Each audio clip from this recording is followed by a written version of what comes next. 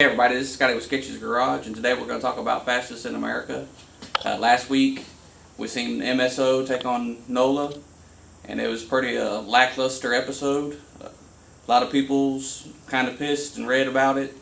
A lot of controversy about it. A lot of people say that NOLA took a dive, or it was set up for MSO to win. They said they changed a bunch of rules and stuff. We're going to go over a couple things that they're not really letting you in on. The first thing we'll go over is the 7-minute rule. They made it out to be that they just came up with that rule for that night. Last year it was the same exact rule. MSO just did it a little bit different. Last year the rule was you had 7 minutes to be in the burnout box from the time that your opponent pulled up in the burnout box. So what MSO did is they made a pass, and instead of having someone like the next guy waiting to go back in there, they made their pass and the next guy pulled into the burnout box. It's the same exact rule that they had last year. It's not a new rule at all. I think Team Northeast used the rule in their advantage a little bit last year. So that's one way that they're kind of deceiving you a little bit. Another thing is the road. They made it sound like they changed roads on NOLA and NOLA didn't get the test. That's not really the truth. The road was this road right here, for say, and that's the road that they raced on the whole time. And whenever MSO got there, instead of testing on this road that was really good, and NOLA had a bunch of data on, they started to race this way, running back the opposite way. So they raced on they tested on a green road, and NOLA didn't get the test in that spot, but they got the test on the road when it was still green. So, to me, I think that's really a push. I know you can say, well, it's not the same spot, it's not the same road, but how else are you going to make it fair? You can't expect MSO to come over here and make a couple passes where the road's really good, because they will never catch up with MSO data-wise. You know, MSO probably got 15 or so passes this way, or on the good road, whereas if MSO ran all night, they'd be lucky to get 4 or 5 apiece. That's the way I look at it. I know a lot of people feel the other way about it, but it's not near the disparity that people's making it out to be. The starting line, a lot of people say, oh, well, they did this thing on the starting line or changed the starting line rule. To be honest, the starting line, it didn't come into play in any of the wins, so I see that as a moot point.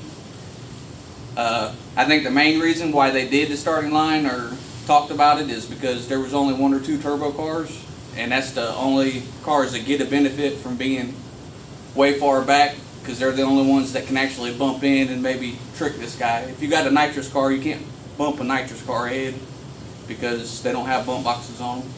So to me, that was a way to get rid of some of the shadiness.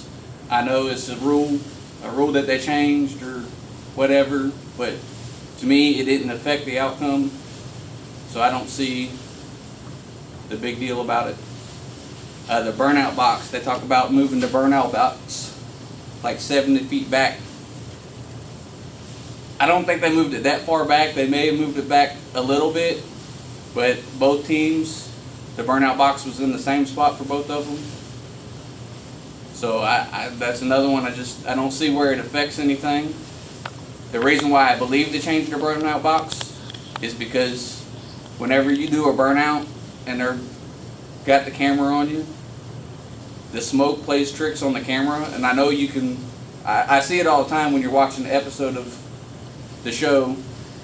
The picture's really nice, and then the smoke will kind of creep in, and then it affects the camera shot.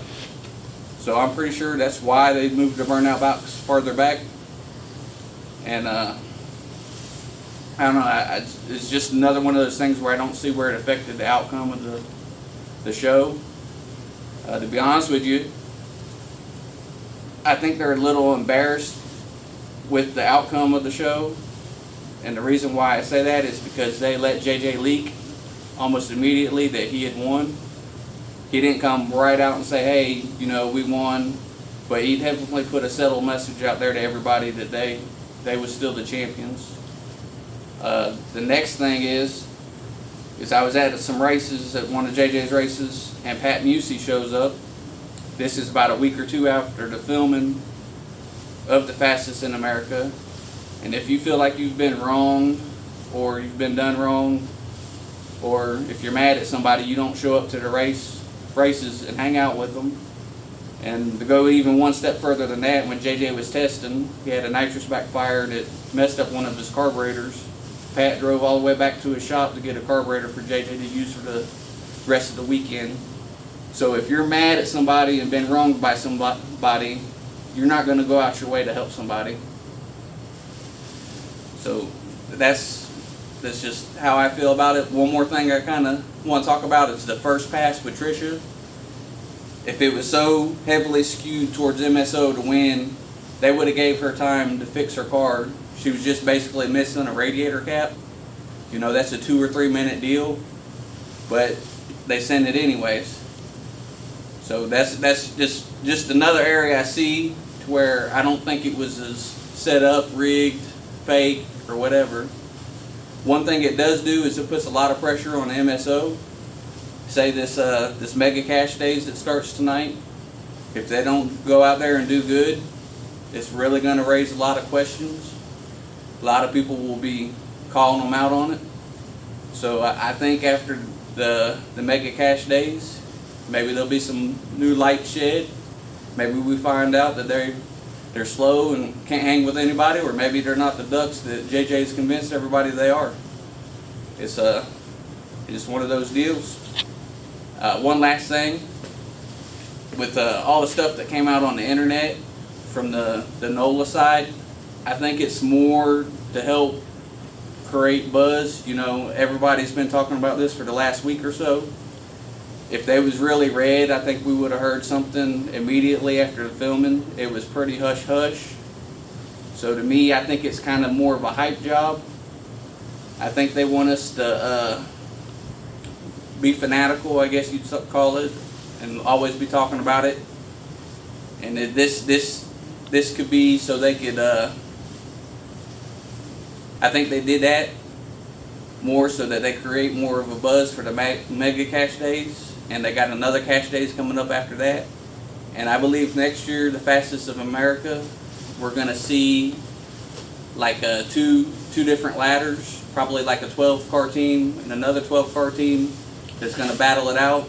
And the winner of one side will go against MSO, and the winner of the other side will go against 405. And then the winners of those two races will battle it out in the finals. I think they're doing like a WWE style work on us. I don't think all the street outlaws are kind of mad at one another like they're making it seem.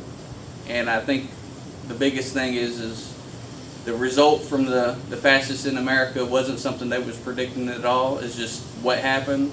And once it's in the can, you just got to do what you can do with it. And the way to kind of save face is to kind of spin it the way that they did. Because to be honest with you, I just don't see how they got this big huge advantage. I just don't see it. The only thing that I seen is that the guys from the MSO side, they was when they'd come off the line, it looked like they'd pedal it at about 20 feet and hit it in the second gear, which it does. It's called the bog and stab. It just lugs the motor way down, and it makes it harder for it to spin the tire. Whereas the guys from NOLA looked like they was just trying to pull power out, and when it went into wheel speed or wheel spin, they just tried to drive through it. Even one of the NOLA drivers, I think it was Todd Spears, says, "Hey man, we just need to do what we did last year. We just drive through the wheel spin." You can see it clear as day in the episode, and the looks on most of the guys on the NOLA's faces, it wasn't like a pissed off look like, "Hey, we're being cheated." It was more like, "Where do we go from here? Where do we even start on our tune-up so we can get down this road?" That's just my opinion. That's the way I feel about it. You guys let me know in the comments below, and y'all have a good evening.